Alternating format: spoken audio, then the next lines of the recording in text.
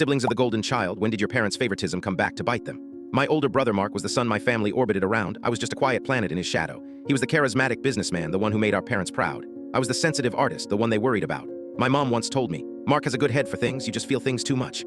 That was the role I was given.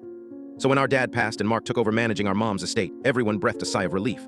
Thank God Mark was there to handle it. I didn't say anything, but I started a new journal that day. I called it Memory Keeping. It started with small things. Mark sold our dad's old car, a classic Mustang he'd loved, for what he said was a fair price. He told us he got $8,000 for it.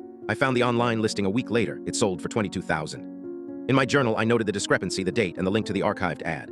Then came the repairs on our mom's house. A new roof, updated plumbing, a new furnace. The bills he showed my mom were astronomical, $40,000 in 6 months. He'd sigh and say, "It's a lot, Mom, but we have to protect the investment." I found the contractor he used. He was a college buddy of Mark's, and their business had terrible reviews online. I took a Saturday and drove by his friend's house.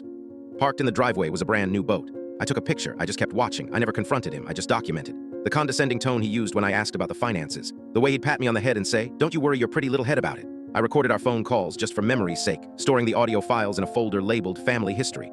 The breaking point came when my mom's health took a turn.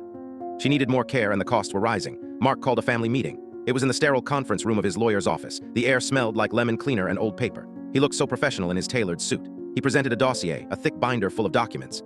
In it were copies of my journals from when I was a teenager, pages full of angsty poetry and dramatic entries. He'd taken them from my childhood bedroom. He'd also included a psychological evaluation from a friend of his, a therapist who'd never met me. The conclusion was that I was mentally unstable, prone to emotional outbursts, and incapable of making sound financial decisions. He was petitioning the court to have me declared mentally unfit, which would give him sole control over the estate. He was trying to legally disinherit me using my own teenage pain against me. He was framing my grief as insanity. He finished his presentation and the room was silent. My aunt looked at me with pity. My uncle shifted uncomfortably. Mark had this smug, sad look on his face, the one he perfected when he was about to get everything he wanted. He thought he had one. I didn't cry. I didn't scream. I just opened my laptop. I told the family I had also been memory keeping. I projected my screen onto the wall. First, the car ad showing the $22,000 sale price next to the $8,000 check he'd shown my mom. Then the photos of the contractor's new boat, timestamped just 3 days after Mark paid him for the new roof. Then I played the audio files. His voice filled the conference room, dripping with condescension. "She's too emotional to understand this stuff. Just sign here, Mom, it's a formality." And the worst one, a call from the week before. "Once the court signs off, we can finally move her to a state facility. It's cheaper, and honestly, with her mind going, she won't even know the difference." My mom started to cry, a quiet, broken sound. Mark's face went from smug to pale to a deep, blotchy red. He started shouting about illegal recordings, about how I was twisting things. But his own voice was right there, hanging in the air.